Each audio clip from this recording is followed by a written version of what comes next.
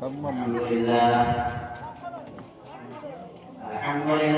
نحمده ونستعينه ونستغفره ونؤمن به ونتوكل عليه ونعوذ بالله من شرور أنفسنا ومن سيئات أعمالنا من يهده الله فلا مضل له ومن يضلله فلا هادي له ونشهد أن لا إله إلا الله وحده لا شريك له ونشهد أن سيدنا وشفيعنا وحبيبنا وطبيبنا وقريبنا ومولانا محمدا عبده ورسوله وصلى الله عليه وعلى آله وأصحابه وسلم تسليما كثيرا كثيرا فقد قال الله تبارك وتعالى في القرآن المجيد والفرقان الحميد أعوذ بالله من الشيطان الرجيم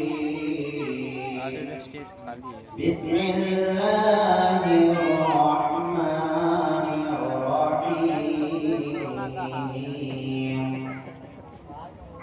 قل إن كنتم تحبون الله فاتبعوني يحببكم الله ويغفر لكم ذنوبكم والله غفور رحيم وقال النبي صلى الله عليه وسلم قرة أعين الصلاة صدق الله مولانا العظيم وصدق رسوله النبي الكريم ونحن على ذلك من الشاهدين والشاكرين والحمد لله رب العالمين. Biar Islam muazzaz al-waqif muazzaz मेरे मेहमाना निज़ाम आप हजरात से मेरी दरख्वास्त है, मेरी गुजारिश है, जो पीछे वाले हजरात से तो आगे आ रहे हैं, आगे आकर बैठे। मजलिस का आदब ये है कि मजलिस की जो बारी जगह हो उसको किया जाए। आगे क्या है? तो आइए हम और आप सबसे पहले अपने प्यारे आका जनाबे महबूब किबरिया मेरा मोबाइल किधर है? मेरा मोबाइल किधर है? जनाबे मुहम्मद रसूलुल्लाह सल्लल्लाहु अलैहि वसल्लम का दरूद शरीफ पेश करते हैं। मैं पढ़ता हूँ, आप हजरात भी हमारे साथ पढ़ें। सारी दुनिया का रहे मदीने में है, सारी दुनिया का रहे मदीने में है, सारे नबियों का अफसर मदीने में है, सारी दुनिया का रहे मदीने में है, सारे नबियों का अफसर मदीने में है। रब के चंद गुनहगार भेजे न क्यों, रब के चंद गुनहगार भेजे न क्यों, बख्श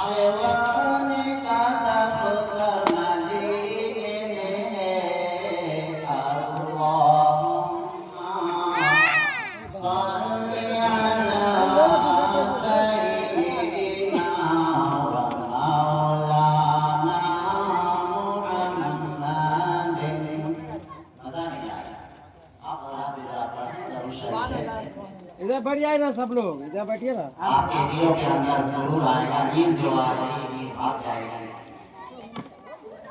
बहुत ही बेहतरीन कलाम है हमारे प्यारे आका जनाब मोहम्मद रसूलुल्लाह सल्लल्लाहु अलैहि वसल्लम का। इसलिए जरा जोश और खरोश के साथ पढ़ो। मैं वापस पढ़ रहा हूँ। सारी दुनिया का रहेगा मदीने में, सारे नबियों का अफसर मदीने में है। रब के चंद गुनहगार भेजे न क्यों, रब के चंद गुनहगार भेजे न क्यों, बख्शवाने का दफ्तर मदीने में है। अल्लाहुम्मा सल्ली अला सय्यिदिना व मौलाना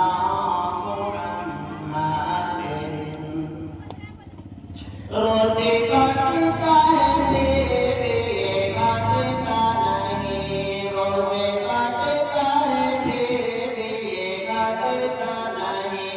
रोज़े तो कितना डॉलर मदीने में है, जिसके इश्क़ के सदक़े में सारी नेमतें, नेमतों का ऑर्डर मदीने में है। अल्लाहुम्मा सल्ली अला सय्यिदिना व मौलाना मुहम्मदिन। आशिकों पर किसी की हुकूमत नहीं, आशिकों पर किसी की हुकूमत नहीं। अपना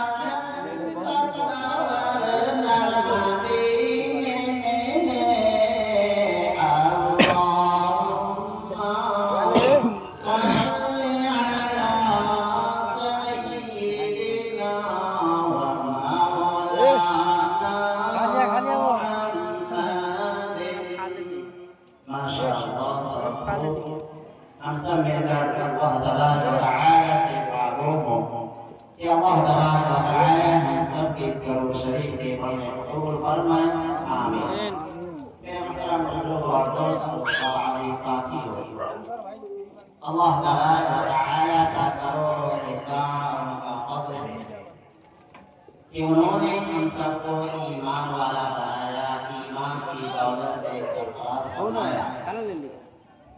मेरे दोस्तों, मेरे नौजवानों, अल्लाह तबारक व तआला ने इस दुनिया की तख्लीक ही हमारी वजह से की।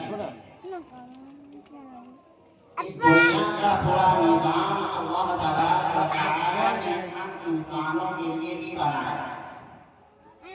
हम इंसानों को अल्लाह तबारक व तआला ने अशरफुल मखलूक़ात बनाया।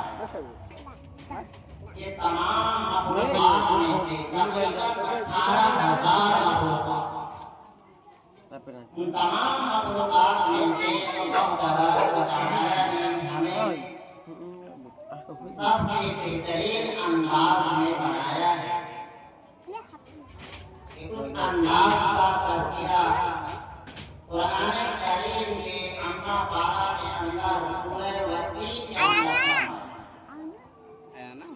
फी अहसनि तक़वीम, हमने इंसान को बहुत ही बेहतरीन ढांचे में बनाया। मेरे नौजवानों, मेरे साथियों, मुझे ज्यादा बात आज नहीं करनी, बस थोड़ी सी बात आप हज़रात के सामने रख दूं। मोटी मोटी बातें जो अल्लाह तबारक व तआला ने हमें इस दुनिया के अंदर भेजा, किस वजह से भेजा, मकसद जिंदगी क्या है, उसे हमें समझने की जरूरत है।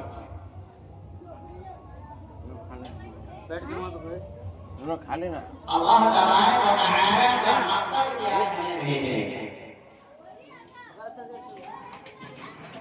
आज हम अल्लाह की हजारों नेमतों का करते हैं,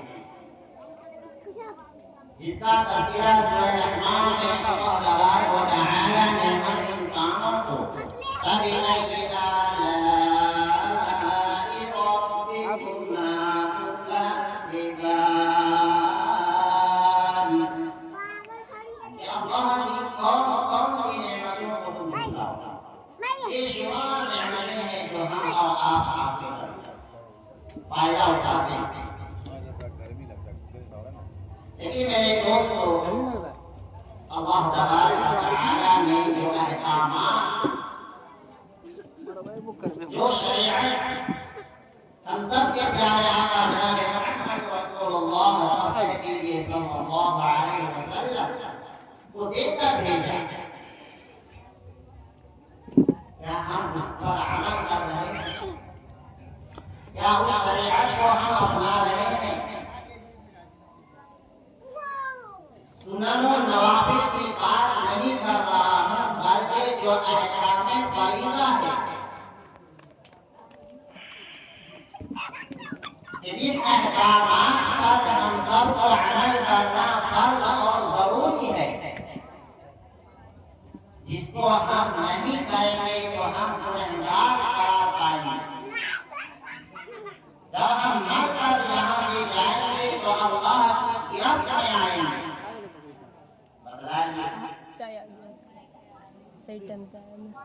एक सिंपल सी मिसाल मैं अल्लाह के सामने देता हूँ। अल्लाह के प्यारे जनाब मुहम्मद रसूलुल्लाह सल्लल्लाहु अलैहि वसल्लम इस दुनिया के अंदर जो लेकर आए हैं मेरे दोस्तों, हमारे नबी का उसवा देखें, हमारे नबी की जिंदगी का तरीका हम देखें, हमारे नबी के रहने और सहने और चलने और बोलने का तरीका हम देखें, शादी और ब्याह का तरीका हम देखें, ये क्या तरीका हमारे नबी का रहा है, इस चीज पर हमारे नबी का अमल रहा है, इस चीज पर हमारे सहाबा का अमल रहा, इस चीज पर सहाबियात ने अमल किया, और हमें गौर करने की जरूरत है। बयानात बहुत सुन लेने से असल कामयाब नहीं हो सकते, बल्कि बयान सुनने के बाद हम उसके ऊपर अमल पैदा हो जाए, तब जाकर हमारी कामयाबी, हमारी कामयाबी करेंगे तब तक बनाएंगे। एक शादी की मिसाल लीजिए कि सुन्नत पर हम अमल कर रहे हैं। निकाह में सुन्नती फमन रग़िब अन सुन्नती फलैस मिन्नी, कि निकाह करना मेरे नबी की सुन्नत है, यहाँ पे है कुछ नबी का तरीका है। गर्दन पे जो भी इस सुन्नत से एराज करेगा वो हम में से नहीं। लेकिन क्या होता है, गाने क्यों बजाए जाते हैं शादी से पहले,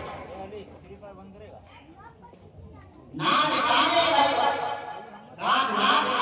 आले ने आफान आयो। इस बात पर आप गौर करें, मैं आपको गुज़राने की और या इल्जाम का वाक़या बताऊं। गाने बजाने वाले के यहाँ खाना पीना भी हराम है, ममनू है। गाने बजाकर आप निकाह कर रहे हैं, फिर ऐसे निकाह के अंदर बरकतें कहाँ से होंगी? बरकतें कहाँ से आने वाली है? गाना बजाएंगे तब जाकर हमारी शादी होगी। आज हमारे नौजवानों का ये जहर बन चुका है। अल्लाहु अकबर, नाऊज़ बिल्लाह, अल्लाह की पनाह मांगे मेरे दोस्तों। इस शादी को हमारे नबी ने एकदम सादगी का ऐलान फरमाया। तो ये सवाल गाने बजाने से हमें चाहिए एहतिराम करें, परहेज करें। नाच गाने से हम परहेज करें। मालूम पड़ता है कि भाई औरतें भी नाच रही हैं, डांस कर रही हैं, बदलाई अल्लाह। कैसे हम मुसलमान हैं? समझने की बात है मेरे दोस्तों, मैं अब बात कहता हूँ, अलग से कड़वी है। अभी ले लो, हम जाइए। हक मुर्र, हक बात कहो, अलग से कड़वी हो। देख हम बिस्तर यही है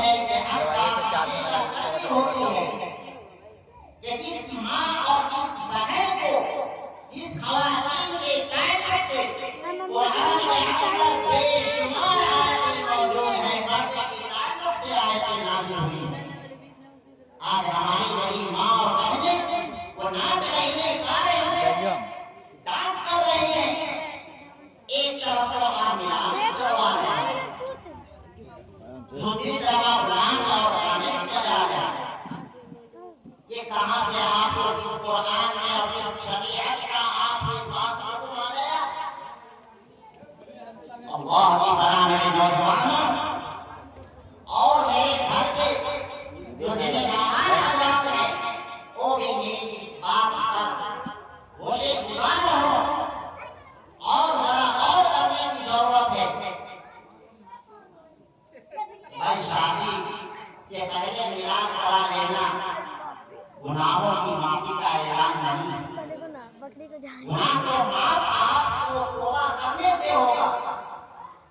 गुनाह तो आपका माफ उस वक्त होगा जब अल्लाह के हुजूर आप हाथ उठाकर दस्ते दराज होकर आप रोएंगे, अल्लाह से माफी मांगेंगे।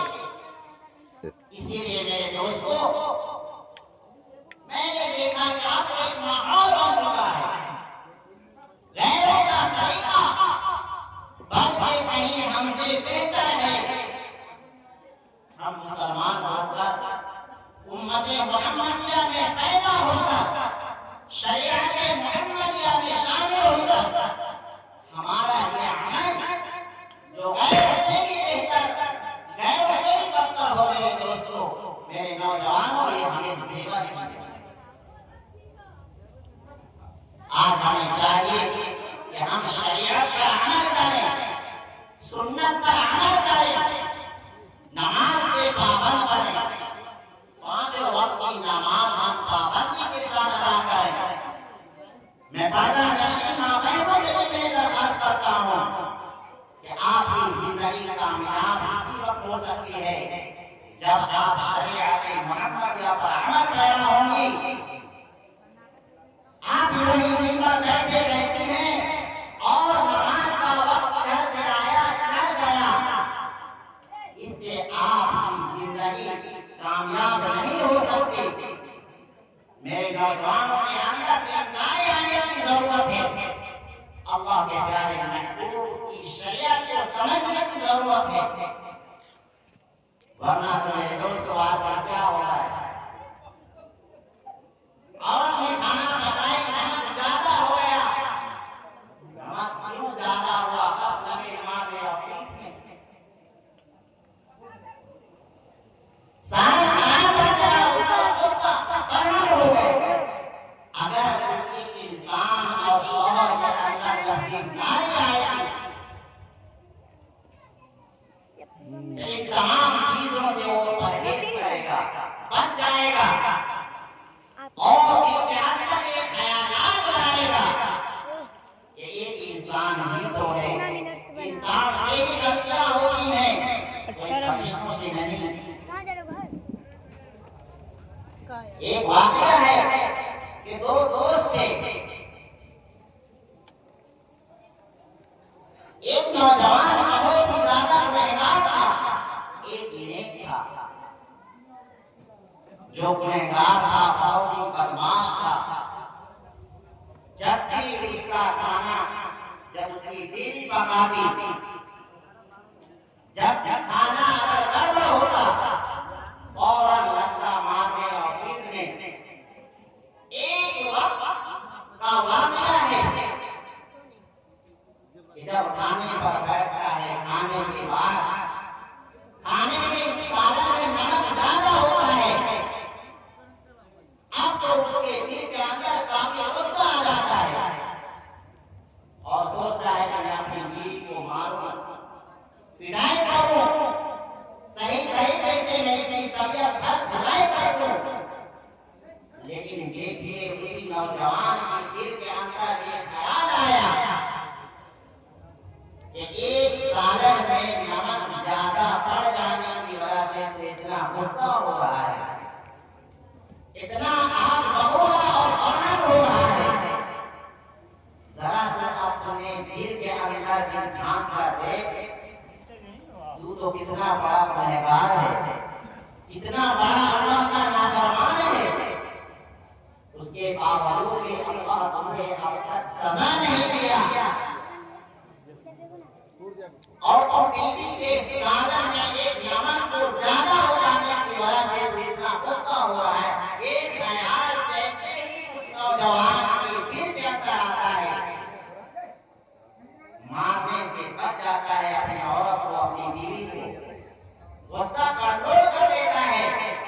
उसकी जब मौत आती है, इस दुनिया से गुजर जाता है, अब के अंदर उसके साथ जो अश्र होता है, उसके जो नेक दोस्त ख्वाब में आता है, पूछता है कि मेरे दोस्त तुम्हारे साथ क्या मामला बना कब्र के अंदर। कहने लगा, और कीजिए मेरे नौजवानों, मेरे अजीज साथियों, कहने लगा कि बस मेरी तो मग़फ़िरत हो गई। दोस्त ने पूछा इस बात पर, कहा वही एक दिन जो मेरी बीवी से साले में नमक ज्यादा हो गया था और मुझे काफी गुस्सा आने के बावजूद मैंने अपने बेवा में झांक लिया और ये सोच लिया कि तू भी तो अल्लाह का कितना बड़ा नाफरमान और गुनहगार है, उसके बावजूद भी अल्लाह तुझे सजा नहीं देता। ये सोचकर मैंने अपनी बीवी को नहीं मारा, बस यही अदा मेरे अल्लाह को पसंद आ गई और उसी अदा पर अल्लाह ने मेरे सारे गुनाहों को माफ कर दिया। सुभान अल्लाह। बतलाइए मेरे दोस्तों, तो आज भी हमारे नौजवानों के अंदर ये बात होनी चाहिए, लेकिन ये उसी वक्त होगी जब हमारे अंदर ईमानदारी आएगी। इसलिए मेरे दोस्तों, वक्त बहुत ज्यादा हो चुका है, मैं ज्यादा बातें नहीं करना चाहता, बस मैं ये कहता हूँ कि नमाज पढ़ना आपके ऊपर फर्ज, रोजा रखना आपके ऊपर फर्ज, ज़कात को मर्दाओं पर फर्ज, हज मर्दाओं पर फर्ज, लेकिन कलमा पढ़ने के बाद दो चीजें तो हर मुसलमान आदमी बालिग पर अल्लाह तबारक व तआला ने नमाज को भी फर्ज किया और रोजे को भी फर्ज किया। इसीलिए मेरे दोस्तों, मेरे नौजवानों, आज हम चौक चौराहे पर बैठे गप्पे मारते हैं, कम से कम हमारे दिल के अंदर ये ख्याल तो आ जाए 10-15 मिनट हम अपना निकाल कर मस्जिद में जाए, नमाज को पढ़ लें। कल पढ़ेंगे, परसों पढ़ेंगे, मिसाल ऐसी हो गई कि 8 की 360 की, हाँ? बस 8 के हफ्ते में जुमे की नमाज पढ़ी, छुट्टी हो गई, जनाजे की नमाज हमने पढ़ी, छुट्टी हो गई, साल में एक मर्तबा 2 ईदें आती हैं, बस छुट्टी हो गई। नहीं मेरे नौजवानों, समझने की जरूरत है, इसकी मिसाल भी है, इस तरीके से हमारी सोच है कि कल से शुरू हम करेंगे।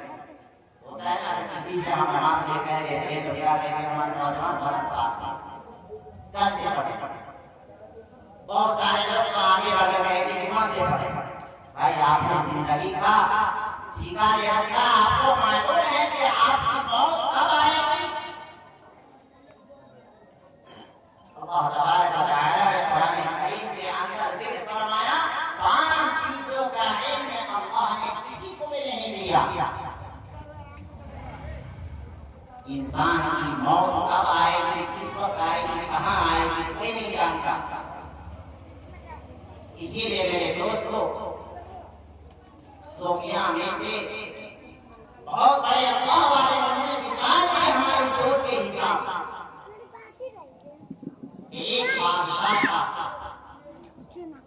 फूल का बागीचा बहुत ही, यानी फलों के बाग बहुत बड़े बड़े थे।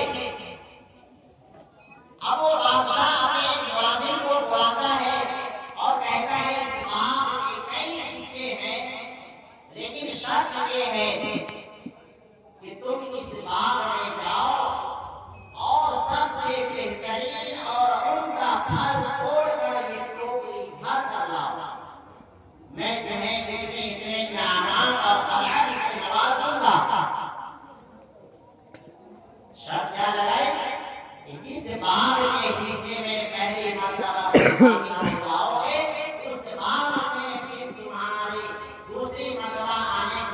इजाजत नहीं मिलेगी। हाँ ठीक है, कोई बात इसमें क्या बड़ी बात।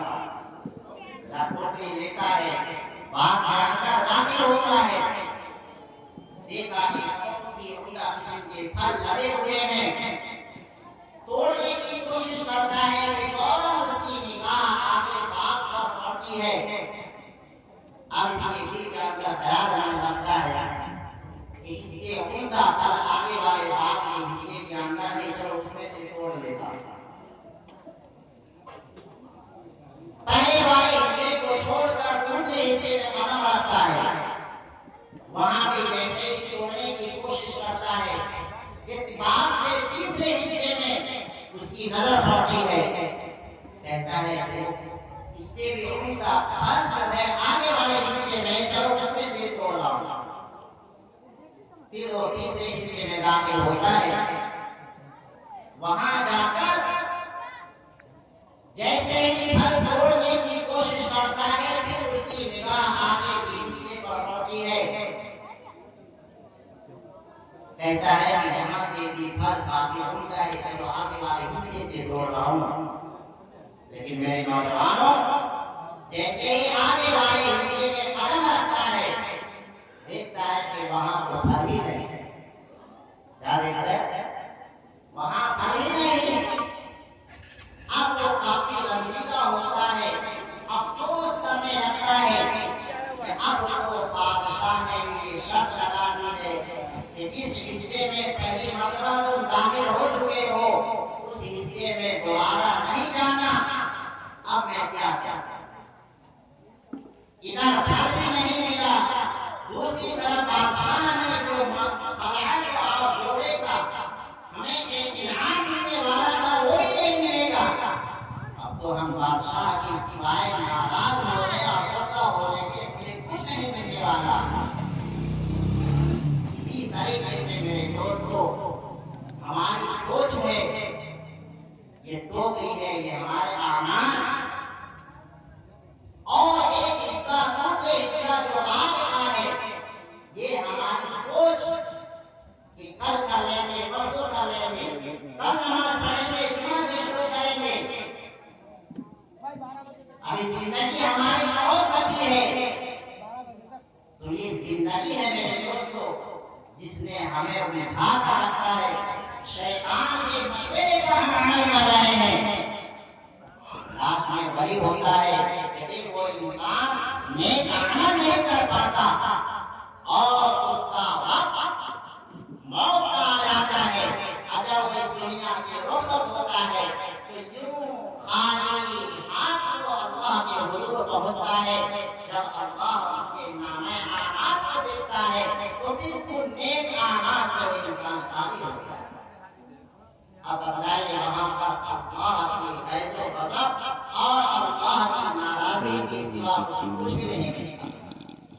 इसीलिए मेरे नौजवानों, मेरे दोस्तों, हमें चाहिए कि हमें जब भी वक्त मिले, जिस वक्त भी मिले, ऐसा नहीं कि आगे वक्त पढ़ ली, बाकी वक्त में हमें हमसे कज़ा हो गया, ऐसा नहीं कि आप हम दूसरे दिन नमाज ना पढ़ें। कज़ा हो गई, आप आगे उसको अदा कर ले, लेकिन नमाज हम जरूर पढ़ें। वज़ू हमें किस तरीके से करना चाहिए, नमाज में सबके अंदर हमें किस तरीके से खड़ा होना चाहिए। दो दोस्त आए मस्जिद के अंदर, जुमे का दिन था, जमात खड़ी थी, एक रकात हो चुकी थी। फटाफट आए, दोनों ने वज़ू किया। अभी जो है चेहरा धोए थे, एक रकात जा चुकी थी। एक दोस्त ने दूसरे दोस्त से कहा कि अरे अब हाथ और पांव धोने के चक्कर में रहोगे तो दूसरी रकात में निकल जाएगा। हमने बात करी क्या कि दोनों दोस्त वज़ू खाना से उठे और इमाम साहब के साथ जुमे की दूसरी रकात में शामिल हो गए। शामिल होने के बाद इमाम साहब ने जब दूसरी रकात पढ़ाने के बाद जब सलाम फेरते हैं, दोनों दोस्त ने एक रकात पूरी की। करने के बाद, करने के बाद एक दोस्त दूसरे से कहता है, हाँ तुमने सही कहा, कर हाथ और पांव और नसा के चक्कर में रहते थे, दूसरी रकात भी नहीं करते। बदला ये हाल है आज हमारे नौजवानों का कि जब